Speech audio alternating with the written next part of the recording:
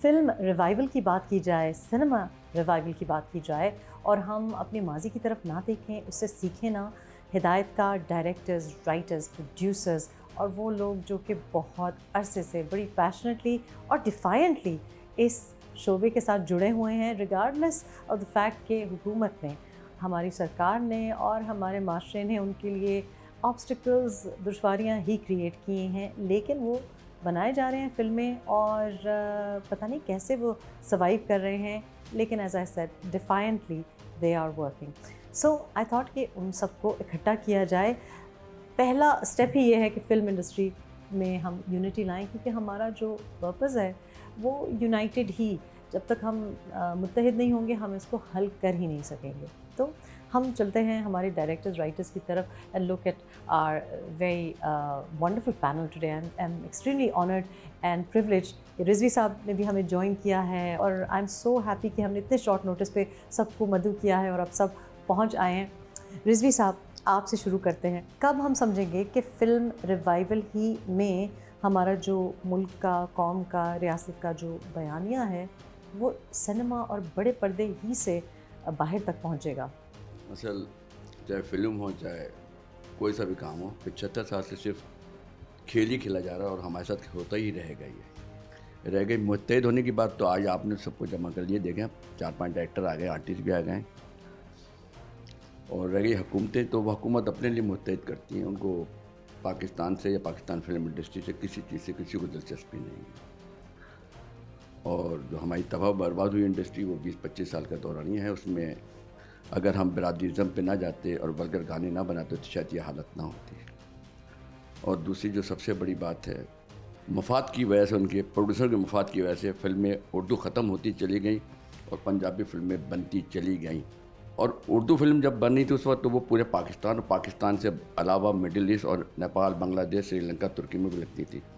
Punjabi film बनने से ये हुआ कि हम पंजाबी फिल्म से पंजाब में रह गई।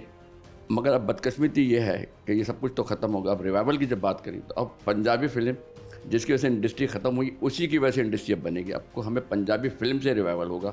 डॉक्टर अजमल साहब हमारे साथ बैठे हुए हैं। आप ये काफ़ी अरसे से कर रहे हैं। जी। आपकी लास्ट ईयर भी फिल्म माशाल्लाह कामयाब हुई। जी। और इंशाल्लाह कुछ दिनों की जी। मतलब इस साल भी आपकी बड़ी ज़बरदस्त बड़ी फिल्म आ रही है, नोला। जी अल्हम्दुलिल्लाह। बाकी फ़िल्म रिवाइवल के हवाले से, पंजाबी फ़िल्म के हवाले से ये कहूँगा कि हमारा पाकिस्तानी कल्चर जो है पिछले लास्ट 15-20-25 सालों में माजरत के साथ हम उसको जो है इग्नोर कर चुके थे पंजाबी फ़िल्मों से।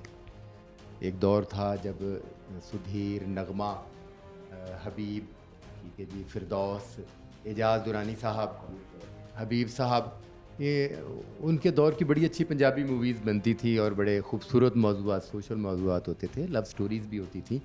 तो बड़े अच्छे मौज़ूआत पर फ़िल्में बनी। और उसके बाद फिर एक दौर आया कि हमने ख़ानदानी दुश्मनियाँ उठाई हैं।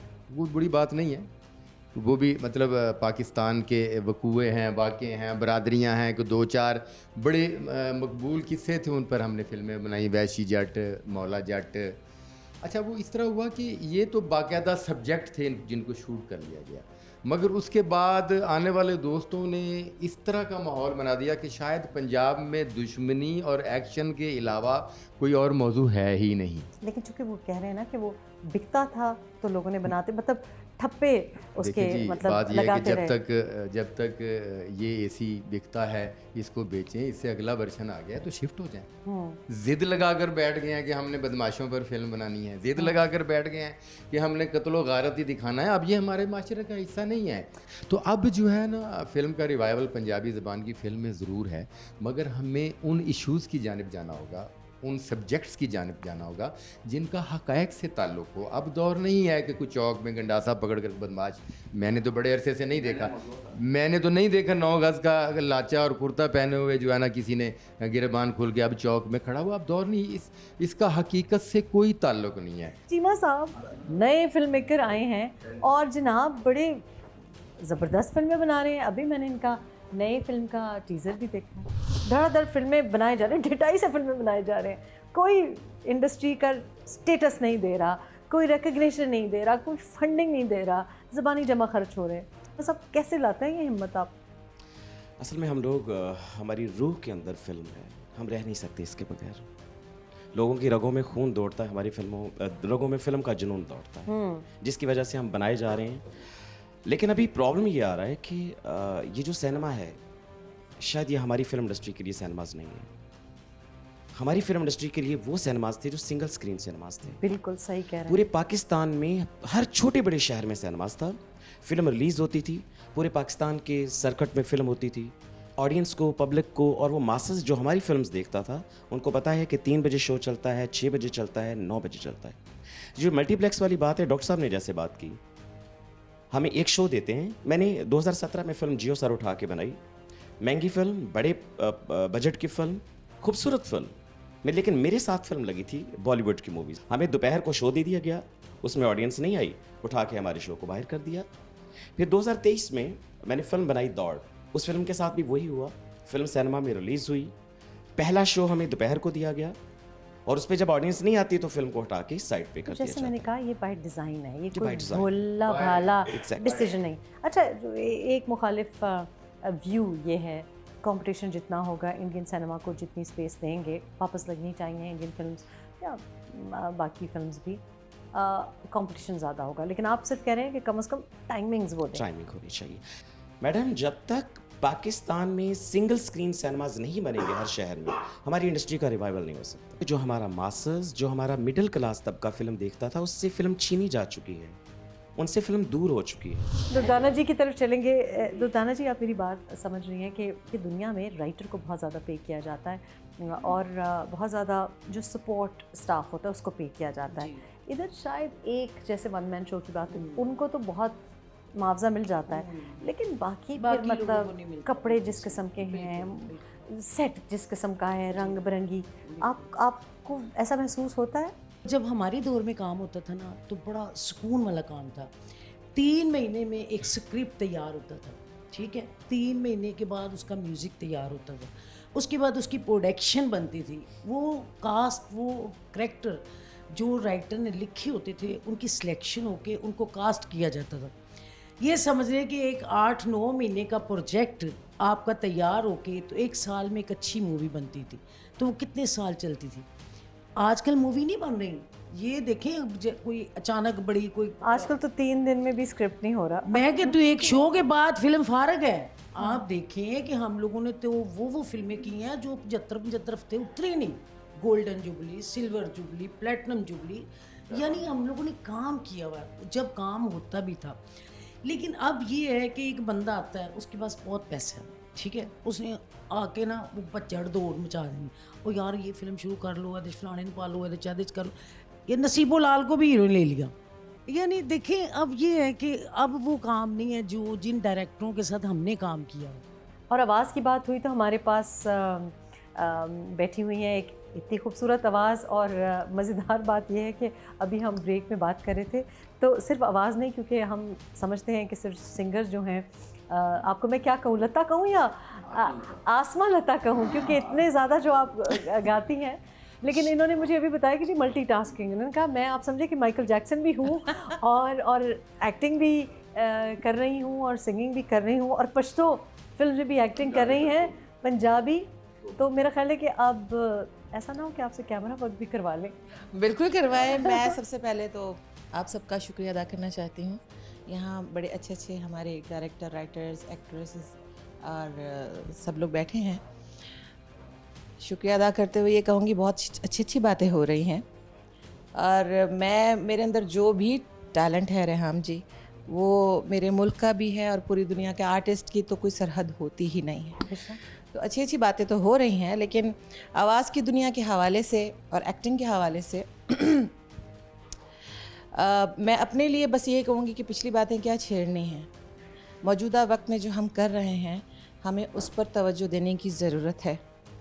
ज़रूरत है अपने काम को नया करने की, ज़रूरत है सिंसियरिटी की।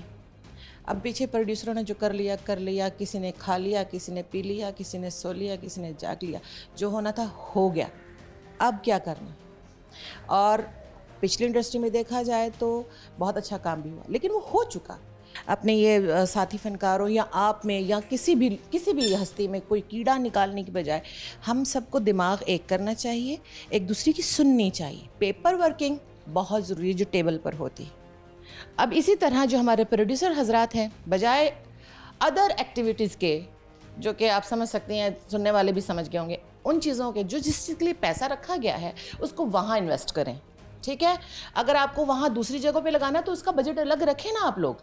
हम पड़ोसी मुल्कों की देते हैं, मिसालें देते हैं, तो उन्होंने कुछ किया है तो हम मिसालें दे रहे हैं ना। लेकिन आसमान जी ये बताएं ना मुझे कि एक्चुअली तो प्रॉब्लम ये है कि हम पड़ोसी ममालिक से डिसिप्लिन भी चलें, ठीक है, हम ये भी कह दें कि वो बहुत ज़्यादा लगाव से करते हैं, हम ये भी कह सकते हैं कि माशरा उधर इस तरीके से बुरी नज़र से नहीं देखता, जैसे कि फिल्म इंडस्ट्री को जानबूझ के एक डिक्लाइन में लाया गया है। अरे हाँ जी, सब कुछ हो रहा है हर जगह। नहीं, मैं बॉम्बे भी गई हूँ, अल्हम्दुलिल्लाह आपकी दुआ से मैंने भी पूरी दुनिया घूमी। लेकिन मेरा मकसद कहने का ये है कि टैलेंट नेचुरल हो सकता है लेकिन स्टार क्रिएट किया जाता है। यहाँ पे तो मेरा ख्याल है कि वो इज़्ज़त ही हमारे सीनियर क्या, मतलब कोई भी अगर अच्छा काम कर रहा है। अवेयरनेस की ज़रूरत है मैडम, सबसे पहले हम सबको भी और हमारी आवाम को भी कुछ सीखने की ज़रूरत है। हम सबको कुछ करने की ज़रूरत है, हम सबको कुछ सोचने की ज़रूरत है, सिंसियरिटी की ज़रूरत है, अवेयरनेस की ज़रूरत है। जी बुखारी साहब, आखिर में कोई पैगाम? एक तो शुक्रिया सुनो टीवी का, आपका, कि इतने अच्छे प्लेटफॉर्म से हमें एक कीमती टाइम में से आपने मौका दिया कि हम आके यहाँ पे अपने दिल की बात कर सकें। आप हमारा कीमती असासा है तो हमको अल्लाह टाइम आपको ही टाइम सलामत है। रखे, अल्लाह सलामत रखे आपको। और दूसरी बात यह कि ये जो फंडिंग का मामला हो रहा था, इसमें बड़ा मेरा दिल दुख रहा था कि हमारे जो आर्टिस्ट हैं इनको कुछ मंथली पे किया जाता है गवर्नमेंट की तरफ से कागज़ों में कि उन्हें पर मंथ इतने पैसे देने हैं। अच्छा, ठीक है, बहुत कलील सी रकम है, लेकिन आर्टिस्टों को वो भी नहीं मिलती। 6 माह हो गए कुछ नहीं दिया, जबकि बहुत कलील सी रकम है। मैं अगर कहें तो मैं रकम भी यहाँ पे बता सकता हूँ। बताइए।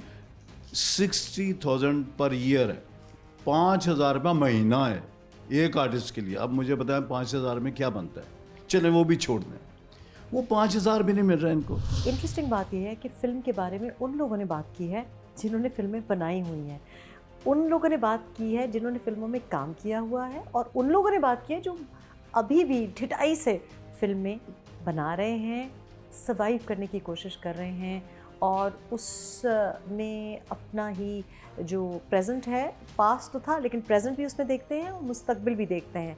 आई live and breathe films and I really think कि जब तक फिल्म्स के ऊपर इंटेंसिव वर्क नहीं होगा और जब तक फिल्म कल्चर और ये शोबे जो हैं उनमें मिनिस्ट्री लेवल पे, मिनिस्टेरियल लेवल पे, पॉलिसी लेवल पे और बाकी जो महकमे हैं इसके साथ जो जुड़े हुए हैं, वहाँ ब्यूरोक्रेसी नहीं, वहाँ पे सिफारशी लोग नहीं, वहाँ पे किसी की ख़ानदानी कांटेक्ट की वजह से जो लोग पहुँच जाते हैं वो ना हो, बल्कि अदाकार, फिल्मसाज, फिल्म बनाने वाले, हिदायतकार, राइटर्स हों, और वो लोग जो कि फ़िल्म को अपनी ज़िंदगियाँ दे चुके हैं, उनको इनमें इन्वॉल्व भी करना पड़ेगा और उनको इख्तियार भी देना पड़ेगा। आपका बहुत बहुत शुक्रिया देखने का। जहाँ रहें अपना ख्याल रखें। सवाल एक बार फिर ये है कि क्या हमने इन मसाइल के साथ मरना है या इनको हल भी करना है?